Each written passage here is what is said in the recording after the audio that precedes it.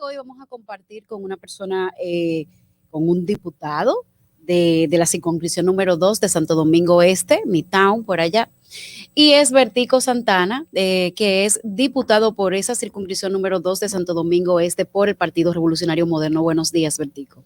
Buenos días, gracias por la invitación, gracias por permitirme estar con ustedes en esta mañana, agradecido de Dios por todo ello. Y aquí estamos. Bueno, Bertico, ya ahora le tenía una pregunta. Yo le tengo una desde antes de usted llegar, porque definitivamente el Congreso está en el ojo público en estos momentos. E inmediatamente voy a aprovechar, tomando de pie de amigo, Deberíamos aprovechar eso para muchas cosas. Debería, el Congreso lo tiene. El presidente de la República habla del tema de la propuesta de modificación a la Constitución que va a enviar con el aspecto para el Ministerio Público Independiente. Pero al mismo tiempo, él habla de que se debe poner límites al Poder Ejecutivo en el sentido de que un presidente no pueda modificar la Constitución a su antojo, pero él dice que eso no se va a hacer ahora. Mi pregunta es, cuando el presidente de la República convoca a la Asamblea para un tema determinado de modificación a la Constitución, la Asamblea debe de conocer únicamente la propuesta de modificación que manda el presidente de la República o tiene facultad soberana para ampliar la discusión en cuanto a la modificación constitucional.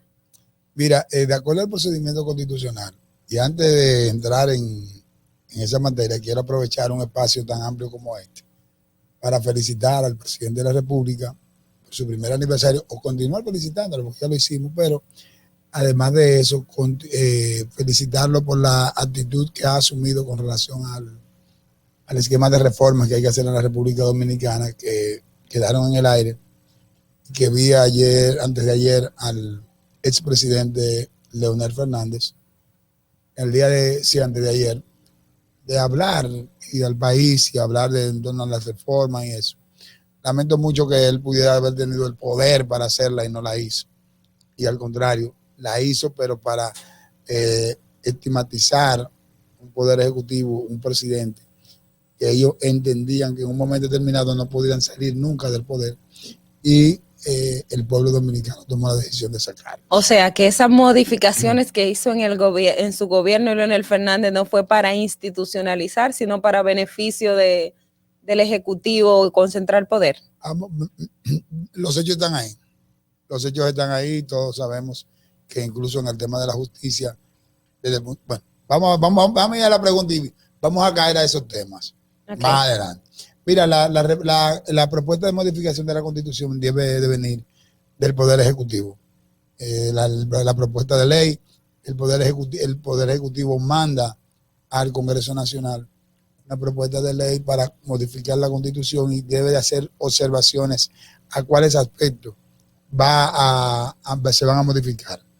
Ya en el Congreso, sometida por el Poder Ejecutivo, los legisladores pueden hacerle modificaciones y pueden colocar en ella algunos aspectos que entienden que deben de modificarse en la Constitución. Así, nosotros podemos modificar la propuesta de ley que envía el Ejecutivo, porque lo que establece la Constitución es que si la propuesta de modificación viene desde el mismo Congreso, debe de tener una cantidad de legisladores para una tercera parte de los mismos para poder hacer la propuesta.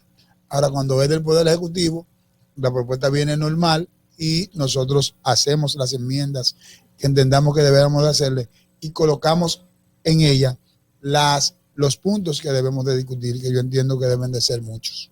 ¿Y ustedes ya tienen una idea de qué otros aspectos, además del Ministerio Público Independiente, se tendrían contemplado para una posible reforma constitucional, como lo ha planteado el presidente Abinader?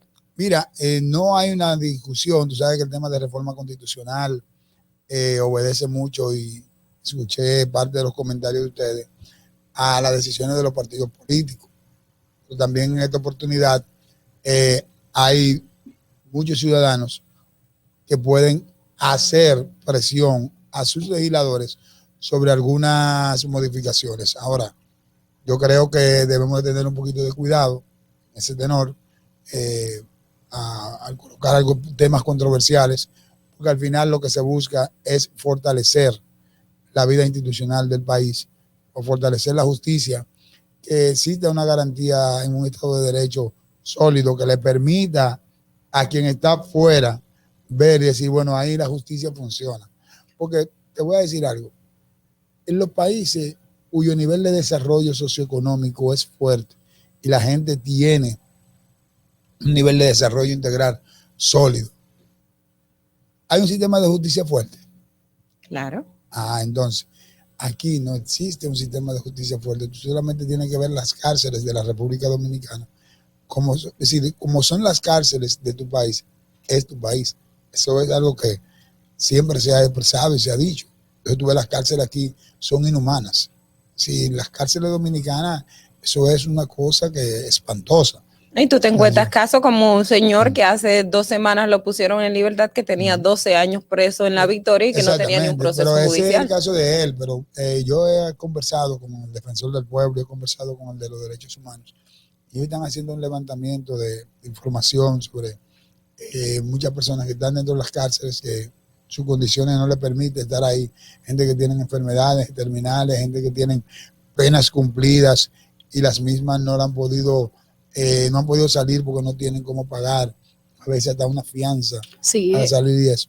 Es decir, el sistema de justicia en la República Dominicana debe de fortalecerse y yo respaldo en todas sus partes las intenciones del presidente Abinader, que ha encaminado acciones concretas, no de palabras, con relación a la independencia del Ministerio Público. Debo de reconocer como dirigente del PRM que en un momento determinado muchas personas criticaron el hecho de que se pusiera un fiscal independiente, no querían que se pusiera Miriam, no querían que esto. ¿Tenían miedo? ¿Tenían? Miedo. La palabra miedo no es. Tiene que tener, es decir, no es miedo. Es decir, ¿Y por qué no quisieran a una persona como Miriam con sus características? Pero no es el PRM, sino comentarios que subieron, no es una posición del PRM, sino nosotros. Muchos decían que es una prerrogativa que tiene el presidente de poner ese Ministerio Público, que la asumiera, que después íbamos a ser presos de confianza. Y si el presidente dijo, bueno, yo no, y lo ha dicho el presidente, dijo, yo tengo amigos, no cómplices. Es verdad. ¿Entiendes? Entonces, él lo que ha dicho, el Ministerio Público está ahí y tiene todo el nivel de independencia de accionar. Y una pregunta. Es muy cuidadoso con eso. Una pregunta, Bertico. El presidente ya ha anunciado de que va a buscar de todas formas que el Ministerio Público, como ha ocurrido, por ejemplo, en Brasil, para que la operación Lavallato se diera, Brasil tuvo que independizar la elección del Ministerio Público. Y esto trajo como consecuencia el descubrimiento a profundidad de la red de corrupción más grande que lideró Brasil en Latinoamérica. Y la pregunta es la siguiente. ¿Cuál es el desafío que tiene el presidente Luis Abinader para hacer esto dentro del Congreso? ¿Con qué más o menos cuenta ahora de inicio? ¿Con qué posibilidad? Y si realmente existe la posibilidad de que teniendo una parte en contra de los legisladores, realmente esto pase. Bueno, tiene una parte en contra de los legisladores, pero no de su partido. No. Ayer a la Fuerza del Pueblo, antes de ayer, dijo que no, que esa modificación no va. Entonces, ¿qué tan real es que realmente pueda ocurrir esto en la República Dominicana? Mira, yo te voy a decir algo. Lo primero es que el presidente tomó la decisión de convocar a las fuerzas vivas. Los legisladores, nosotros no nos debemos solamente a los partidos políticos. Yo veía un comentario que ustedes hacían ahorita referente a esa parte. Y a la misma Constitución dice que nosotros no estamos vinculados a ningún mandato imperativo, sino nosotros tenemos un poder de independencia en cuanto al accionar. Obviamente nosotros no llegamos de manera independiente, llegamos por una organización política que tiene propuestas y tiene una visión de partido. Pero eso no funciona para las 3 causales. Es un tema que lo vamos no, pero lo vamos a decir, lo vemos ahorita. Vamos a ver ahorita. Entonces, creo que el presidente Abinader, cuando él llama al liderazgo político, hay que ser sensato. ¿Sí? El liderazgo político no puede oponerse, o no debe, no que no puede, no debe oponerse a que los legisladores asuman el compromiso en su totalidad de un Ministerio Público independiente. Porque si tú no vas a hacer lo incorrecto, tú no vas a tener miedo. Ahora, si tú sabes que vas a hacer lo incorrecto, tú vas a querer tener una protección en un momento determinado de alguien que cuando tú cometas un hecho, tú vas a decir, no, fulano me va a defender, yo no voy a caer preso. Entonces, si el que se oponga a una reforma como esa, tan importante para la vida institucional del país, sería una locura.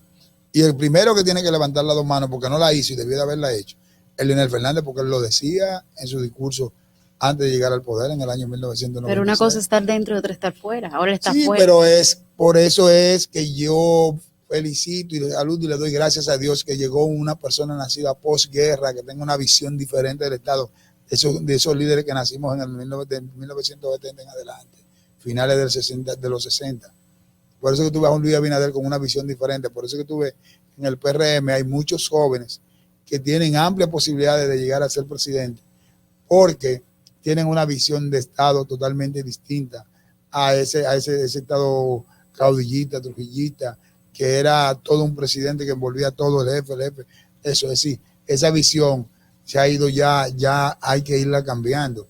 Y Luis Abinader tiene un gran compromiso, porque cuando él habla de cambio, o cuando la República Dominicana se habla de cambio, no era cambiar un presidente y poner otro, era crear las condiciones de empezar a hacer grandes cambios, porque el cambio no fue que tú lo produciste en las votaciones. Pero tú iniciaste el proceso de cambio en las elecciones, cambiando el presidente, inicia el presidente haciendo grandes transformaciones, y Luis Abinader lo que está haciendo es eso, grandes transformaciones, que a la larga el beneficiado va a ser el país, va a ser la sociedad dominicana. Y Bertico, ¿no entiendes tú que hay o no posibilidades de que esto se logre? Porque si claro bien sabemos, pero tenemos un Congreso que está, por decirlo de una forma u otra, copado de muchas personas que, si esto realmente ocurre, incluso ellos te estarían peligrando porque se han visto en casos de corrupción, porque lo ha salpicado casos de corrupción, y ellos también pueden sentirse perseguidos por esto. Exacto. Presumiblemente correcto, porque tú no has encontrado uno que haya sido condenado. No, por ejemplo, en el caso de Tommy,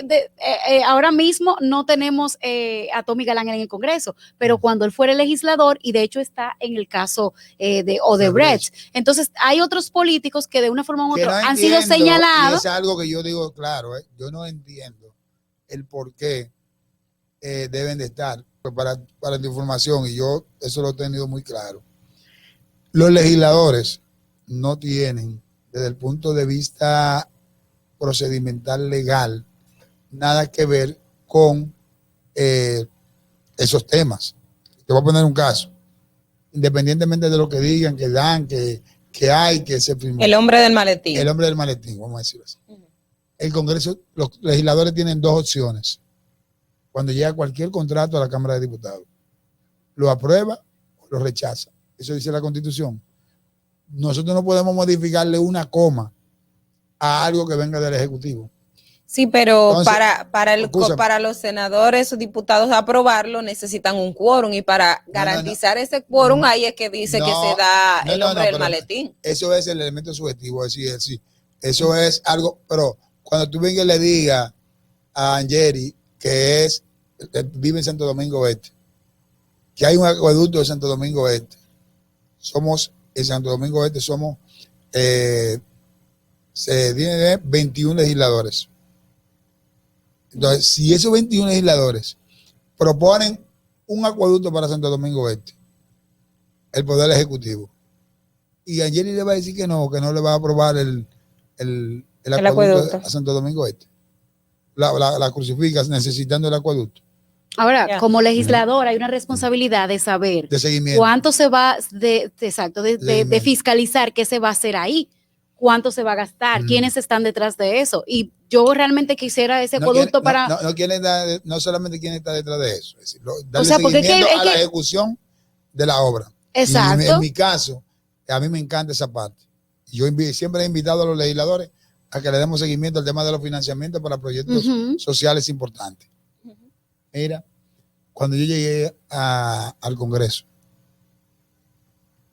una de mis primeras resoluciones fue la terminación de la maternidad de los Minas. En ese entonces, ¿tú sabes con cuánto se terminaba? Con 60 millones. Cuando yo llegué en el 2006. ¿Tú sabes con cuánto terminó Leonel Fernández la maternidad de los Minas? ¿Cuánto dijo el presupuesto que gastaron en la terminación? ¿Cuánto? 600 millones casi. ¿Y quién fiscalizó?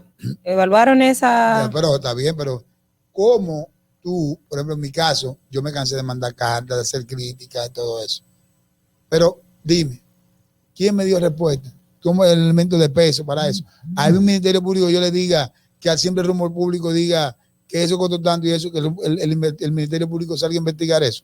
Ahora hay fiscales en la mayoría de las instituciones del Estado, de acuerdo a la ley del Ministerio Público. Y sobre todo en las instituciones recaudadoras. Es decir, hay un mecanismo institucional que se está haciendo cada vez más fuerte en cuanto al nivel de independencia ahora, pero en aquel entonces no estaba. Bertico, cambiando de tema, porque son muchos los que tenemos en el Congreso Nacional. En el día de ayer, la Cámara no aprobó una propuesta de discusión a nivel bicameral de la modificación al Código Penal, que es un tema que ya vimos que se aprobó con las críticas y se envió al Senado, pero no pasó la legislatura. ¿Cuál es, vamos a decir, el sentir en este momento de un código penal tan necesario? Y quiero aprovechar el tema de la reforma constitucional, porque uno de los aspectos que se dice para el tema de la no inclusión de las tres causales es que la Constitución establece la vida desde la concepción hasta la muerte. Entonces, si esos aspectos, aprovechando que habrá una propuesta de reforma constitucional para ver el caso del Ministerio Público Independiente, pero que el Congreso tiene la facultad de poder ampliarlo y tener esa discusión en torno al Código Penal y sus tres causales, en el Congreso de la República se podría dar esa posibilidad de ver el aspecto de lo que establece la Constitución, que la vida está desde la concepción hasta la muerte. No, eso no hemos contemplado eso. No. Incluso cuando se modificó esa parte en la Constitución del 2010, el tema que más conflicto generó fue ese. Yo recuerdo incluso que eso se aprobó en una sesión que duramos nosotros hasta las 12 de la noche discutiendo ese tema.